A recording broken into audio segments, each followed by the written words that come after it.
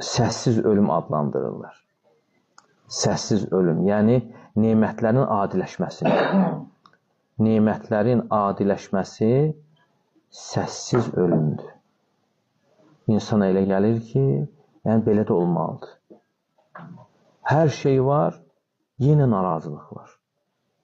Yenə insan razı deyil. Hər şey var görsən. İnsan əvvəllərə baxanda görürsən, əvvəllər insanların halı necə idi.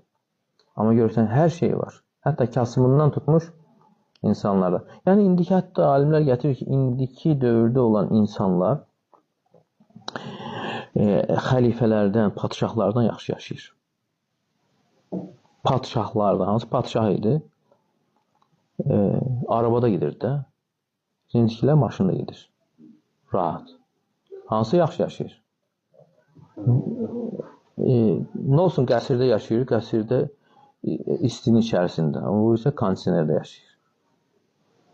Yəni, indiki insanlar deyir, padişahlardan yaxşı yaşayır. Yəni, gör, nə qədər Allah Teala'nın nimətləri var, yenə görsən nədir? Narazılıq var. Ona görə Allah Teala deyir, وَقَلِيلُ مِنْ عِبَادِيَ الشَّكُورِ Yəni, mənim şükr edən bəndələrim azdır. Və şeytan da hər bir yolla çalışır ki, insan oğlu şükr edənlərdən olmasın. Çünki şükr edənlərdən olmaq böyük dərəcədir. O dərəcəni qazanmaq istəmir. Elədir ki, günahlardan ən böyüyündən başlayır və yaxşı əməllərdən də ən böyük yaxşı əməldən başlayır ki, ondan məhrum olsun. Onu etməsin. Amma insan çalışmalıdır ki,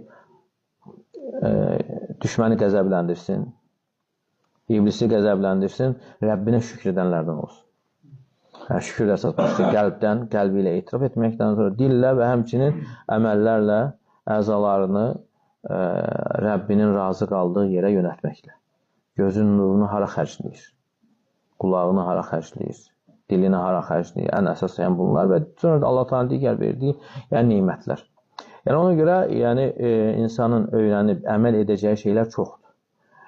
Və əsas da insanı düşündürən, əgər sabahladığın zaman düşündürən axirət deyilsə, axşamladığın zaman günün ərzində etdiyin səhlənkarlığı görə məşğuliyyətin tövbə deyilsə, istiğfar deyilsə, qəflət içərisindəsəndir. Bu qəflət sayılır. Yəni qəflət də böyük insana üz verən xəstəliklərdən sayılır. Allah Teala o qəflət içərisində olanları hətta malqaraya bənzədir. Ulaikə kəl-ən'am, onlar malqara kimidirlər. Bəlhum adal, malqaradan da daha cəlalətlərlə ulaikə humul qafilun, onlardır qəflətdə olanlar. Elə bil ki, malqaranın işlədir, yemək, içmək, yatmaq. Yəni, əgər insanın elə məqsədi elə onlar düşündürən olarsa, nə olur? Qəflət.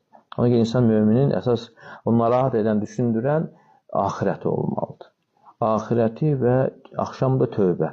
Yəni, bu cürdə olanda, Allah Teala dünyasını da asanlaşdırır. Dünya da onun üçün asanlaşır.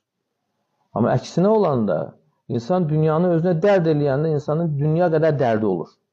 Dünya qədər insanın dərdi olur. Hələ birindən problemdən qurtarmamış ikinci problem qapısı açılır.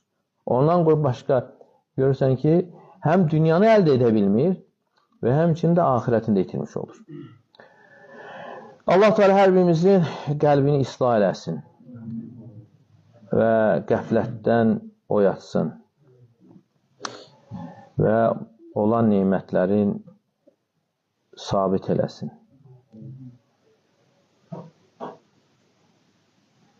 Və həmçinin Allah Teala istəyir ki, hər birimizi İslam üzərində yaşasın, iman üzərində canımızı alsın. Hər birimizə gözəl sonluq nəsib eləsin. Allah razı olsun. Sallallahu aleyhi ve sellem.